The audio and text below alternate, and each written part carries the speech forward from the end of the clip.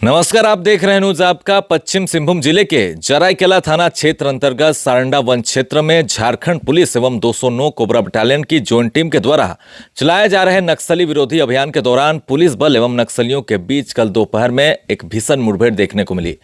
मुठभेड़ के बाद सर्च अभियान चलाया गया, जिसके बाद घटनास्थल से भारी मात्रा में माओवादियों के कई हथियार, गोला बारूद, आईडी, विस्फोटक सामग्री, नक्सली साहित्य एवं अन्य सामग्रियों को बरामद कर लिया गया है। चलिए काफी विस्तृत रूप से जानते हैं कि माओवादियों के कौन कौन से सामग्रियों को कोबरा 209 के जवानों ने उस घटनास्थल, उस जंगल से बरामद कर लिया है। जवानों ने माओवादियों के ठिकाने से 2 SLR राइफल, 303 राइफल 1 पीस, वहीं AK-47 का जिंदा कारतूस 37 पीस, SLR का जिंदा कारतूस 78 पीस और 303 के जिंदा कारतूस 130 पीस जो है बरामद कर लिया है। वहीं जिलेटिन का 6 पैकेट भी बरामद किया गया है। डेटोनेटर सहित कई जिलेटिन आईडी बरामद हुए हैं। इलेक्ट्रिकल डेटोनेटर 10 पीस बरामद हुआ है। नॉन इलेक्ट्रिकल डेटोनेटर भी बरामद किया गया है। Radio set 5 piece, syringe 24 piece और आईडी बनाने हेतु प्लास्टिक की पाइप वहां पर मौजूद थी, जो कि 20 पीस बरामद हुआ है। वहीं आसूस की एक लैपटॉप और लेनोवो की एक लैपटॉप भी जंगल से बरामद किया गया है। FM रेडियो की 11 पीस जो है बरामदगी भी हुई है। चलिए जानते हैं कि माओवादियों के इस भारी मात्रा में विस्फोटक बरामदगी से जो है कितना नुकसान उन्हें पहुंचा होगा। माओवादियों के 11 पीस रेडियो सेट जो है बरामद हुए हैं। इसका इस्तेमाल माओवादी कई तरह से भी करते हैं, जैसे खबरें सुनना और कई तरह की चीज़ों में रेडियो सेट का वो इस्तेमाल करते हैं। वहीं कई वॉकी टॉकी बरामद हुई है। उससे माओवादी इसलिए इस्तेमाल करते हैं क्योंकि माओवादी इलाकों में मोबाइल फ़ोन का इस्तेमाल जोखिम भरा होता है, क्योंकि पुलिस और खुफिया एजेंसियां मोबाइल सिग्नल, टावर, लोकेशन और कॉल डिटेल को आसानी से ट्रैक कर लेते हैं। वॉकी टॉकी में सिम कार्ड नहीं होता, इसलिए इसे ट्रेस या मॉनिटर करना बेहद मुश्किल होता है। यही कारण है कि माओवादी मोबाइल छोड़कर वॉकी टॉकी को ज़्यादा सुरक्षित मानते हैं। वॉकी टॉकी रेडियो तरंगों यानी कि रेडियो वेव से चलता है, इसलिए बिना किसी नेटवर्क के भी कई किलोमीटर दूरी तक इससे आसानी से बातचीत की जा सकती है। जब पुलिस या CRPF जवान जैसे ही जंगल में सर्च ऑपरेशन करते हैं तो माओवादी वॉकी टॉकी से एक दूसरे को तुरंत संपर्क कर अलर्ट करते हैं। आधुनिक वॉकी टॉकी में फ्रीक्वेंसी बदलने यानी कि फ्रीक्वेंसी होपिंग की सुविधा होती है। इसका मतलब है हर बार सिग्नल की वेव बदल दी जाती है, जिससे पुलिस या सेना के लिए उनकी बातचीत को पकड़ना कई बार जो है बेहद मुश्किल हो जाता है। माओवादी अक्सर कोड वर्ड या स्थानीय भाषा में बातचीत भी करते हैं ताकि उनकी बातचीत गुप्त रह सके। इस बार माओवादियों के 2 लैपटॉप बरामद किए गए हैं, जो कि सुरक्षा बलों के लिए एक बड़ी कामयाबी हम कह सकते हैं, क्योंकि लैपटॉप में माओवादी संगठन से जुड़ी हुई कई जानकारियां मिलेगी। माओवादी संगठन के संपर्क नंबर, ईमेल कोड, वर्ड या फिर फाइलें और अन्य तरह के संदेश भी मौजूद हो सकते हैं। इससे सुरक्षा एजेंसियां ये पता लगा सकती है कि कौन कौन किससे जुड़ा हुआ है, कौन से राज्य या इलाके में उनकी जो है सक्रियता बरकरार है, कौन लोग बाहर से उन्हें मदद करते हैं। ये तमाम जानकारी उनके नेटवर्क को तोड़ने में बहुत कारगर साबित हो सकती है। माओवादी अक्सर अपने लैपटॉप में हमले की रूपरेखा, नक्शे, पुलिस मूवमेंट की रिपोर्ट भी रखते हैं। बरामद डेटा से ये पता चल सकता है कि कहाँ नया हमला प्लान किया गया था, किस क्षेत्र में आईडी लगाई गई होगी। कई इलाकों में जन अदालत या नक्सली बैठकें भी होनी थी, ये भी जानकारी हो सकती है।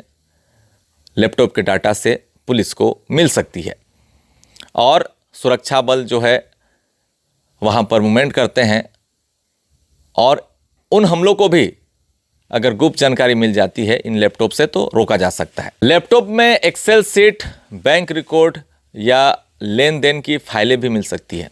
इससे यह पता चलता है कि माओवादियों को पैसा कहां से मिल रहे हैं, कौन सप्लाई कर रहा है, चाहे वो हथियार हो, चाहे वो राशन हो, या फिर पैसे कहां से मिल रहे हैं और कहां कहां उपयोग हो रहा है, ये भी जानकारी लैपटॉप से मिल सकती है।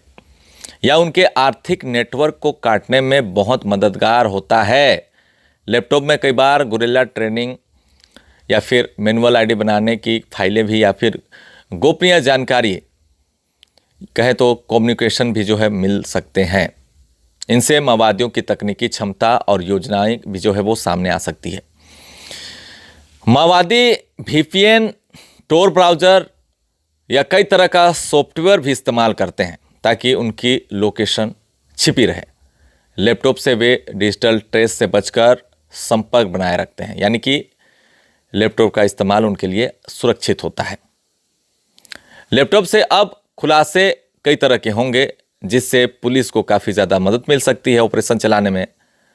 और आप देखिए तस्वीरों के माध्यम से सारंडा को अभयारण्य बनाने को लेकर लगातार माओवादियों का विरोध जारी था। उन्होंने प्रेस नोट भी जारी किया था और यहाँ पर देखिए घटनास्थल से पोस्टर भी बरामद किया गया है। काफ़ी संख्या में हमेशा की तरह सिरिंज बरामद हुए हैं। माओवादी अक्सर प्रेशर आईडी बम में सिरिंज का इस्तेमाल करते हैं ताकि जब भी किसी जवान का पैर उस पर पड़े तो वहां पर आईडी ब्लास्ट हो जाए, क्योंकि सिरिंज के एक तरफ वायर कनेक्ट कर दी जाती है, दूसरी तरफ उसे मिट्टी में जो है ढक कर रखा जाता है। सिरिंज का एक छोर अगर आप देखेंगे जमीन में गाड़ने के बाद आपको पता ही नहीं चल पाएगा कि वहां पर आईडी लगाया गया है, आईडी बिछाया गया है, जिसका फायदा माओवादियों को काफ़ी ज़्यादा पहुंचता है, सुरक्षा बलों को नुकसान पहुंचता है। और नुकसान सिर्फ सुरक्षा बलों को नहीं पहुंचता, नुकसान ग्रामीणों को भी पहुंचता है। और ऐसे कई आईडी विस्फोट की घटनाओं में सारंडा के मासूम निर्दोष लोगों की जानें जा चुकी है। आपने देखा होगा कुछ महीने पहले ही कई तरह के विस्फोटक सामग्रियों की लूट की गई थी, उसका भी यहाँ पर कुछ पीसेस जिलेटिन का बरामद किया गया है। माओवादियों के कई विस्फोटक सामग्रियों को अन्य जगह से भी पहले बरामद किया जा चुका है, लेकिन कहीं ना कहीं मुठभेड़ के बाद माओवादी अक्सर भाग जाते हैं और अपने सामानों को छोड़कर छुप जाते हैं और सीधा फायदा सुरक्षा बलों को इससे मिलता है। यानी कि आने वाले समय में माओवादियों के खात्मे के लिए सुरक्षा बलों को कई तरह की गुप्त जानकारी मिल सकती है, चाहे वो तस्वीर हो, चाहे वो संपर्क सूत्र हो।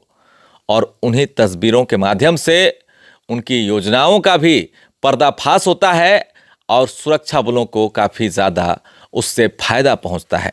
और यही कारण रहा है कि कोल्हान छोड़कर माओवादी सारंडा में छुपने को मजबूर हुए और सारंडा में भी उन्हें लगातार घेरने की तैयारी हो रही है। जगह जगह FOB कैंप बनाए जा रहे हैं। और आपने देखा होगा हाल के दिनों में जिस तरीके से छत्तीसगढ़ में नक्सलवाद को खत्म करने को लेकर अभियान चला और सैकड़ों की संख्या में माओवादियों ने, कई बड़े लीडरों ने आत्मसमर्पण कर दिया है। लेकिन अभी सारंडा के जंगल में मात्र कुछ ही नक्सली बचे हुए हैं और उन नक्सलियों की चाहे वो गिरफ्तारी हो, चाहे वो उन्हें मार गिराना हो, चाहे वो सरेंडर हो, इसकी पूरी योजना सुरक्षा बल के जवान बना चुके हैं। यानी कि 2026 तक हो सकता है नक्सलवाद खत्म हो जाए। जुड़े रहे हमारे साथ, देखते रहे नेक्स्ट अपडेट के लिए। न्यूज़ आपका धन्यवाद।